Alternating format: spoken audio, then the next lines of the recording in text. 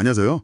오늘 보내주신 자료를 보니까 정말 흥미로운 분석이 있더라고요. 노벨 경제학상 수상자죠, 폴 크루그먼. 이 사람이 최근 비트코인 급락 사태를 두고 이게 도널드 트럼프 전 대통령의 정치적 영향력 약화랑 직접 관련이 있다고 주장을 했어요. 네, 금융시장의 움직임이랑 특정 정치인의 운명을 딱 연결 지은 거니까 굉장히 대담한 시각이죠. 그렇죠. 대체 어떤 근거로 이런 주장을 하는 건지 오늘 한번 깊이 파헤쳐 보겠습니다. 크루그만은 이걸 뭐랄까 트럼프 트레이드의 종말이다 이렇게까지 표현을 했는데요. 이 분석이 과연 설득력이 있는지 오늘 자료 보면서 하나하나 짚어보죠. 좋습니다. 그럼 바로 본론으로 들어가서 비트코인 가격이 대체 얼마나 떨어진 건가요? 자료를 보니 하락폭이 상당하던데요. 맞아요. 지난달에 사상 최고치, 그러니까 12만 6천 달러까지 갔었잖아요. 네네, 기억합니다. 근데 한 날 만에 8만 7천 달러 수준까지 그냥 급락을 해버렸고 한때는 6개월 만에 최저치를 기록하기도 했어요. 와, 엄청나네요.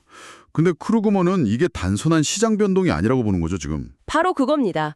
보통 이런 급락 뒤에는 뭐 기술적인 문제라든가 규제 발표 같은 직접적인 원인이 있기 마련인데 이걸 정치 문제랑 연결짓는 거예요. 바로 그 지점인데요. 대체 어떤 근거를 제시하고 있나요? 그의 주장의 핵심은 비트코인이 사실상 친트럼프 자산처럼 여겨졌다는 겁니다. 아, 친트럼프 자산이요? 네, 자료에도 나오지만 트럼프 행정부가 실제로 여러 친암호화폐 정책들을 펼쳤거든요. 예를 들면 어떤 것들이 있었죠? 뭐 정부 차원에서 비트코인을 보유하는 구상을 내놓기도 했고 또 미국인들 은퇴 자금을 암호화폐에 투자할 수 있게 허용하는 행정명령에 서명하기도 했고요. 아, 심지어 자금 세탁법 위반으로 유죄 판결받은 바이낸스 창립자를 사면해주기까지 했으니까요. 자료에 보니까 트럼프 가문이 직접적으로 엄청난 투자를 했다는 내용도 있네요. 맞아요. 트럼프 본인이 8억 7천만 달러 규모의 비트코인을 가졌었고 이번 폭락으로 트럼프 가문 전체가 거의 10억 달러 손실을 봤다고요. 와. 그렇죠. 바로 그 지점입니다. 10억 달러 손실이면 이건 뭐 단순한 정책적 지지를 넘어서는 거죠. 말 그대로 올인했다는 거니까요. 그렇군요.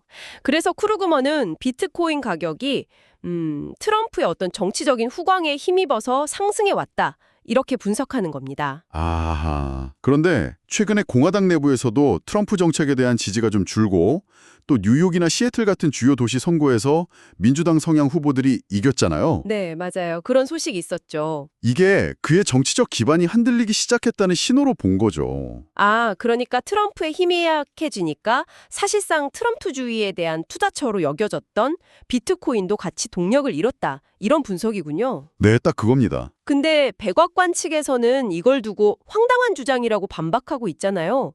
그냥 우연의 일치일 수도 있는 거 아닌가요? 물론 그럴 수 있죠. 그 반박도 충분히 일리가 있습니다.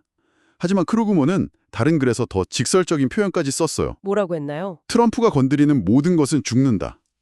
영어 약자로 ETD라고 하죠. 와, 굉장히 강한 표현이네요. 네, 이렇게까지 말하면서 자대주장을 굽히지 않고 있어요. 그러면서 이게 정치적인 타급 효과도 낳을 수 있다고 보는 건데요.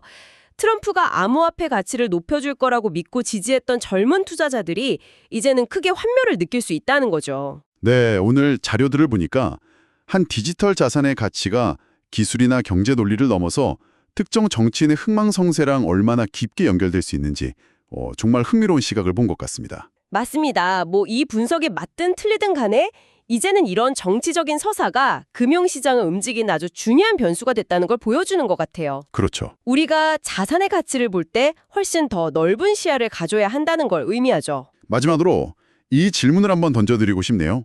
만약에 하나의 디지털 화폐가 특정 정치 세력과 이렇게까지 긴밀하게 묶일 수 있다면 과연 이 자산이 정말로 탈중화된 글로벌 자산이라고 할 수 있을까요?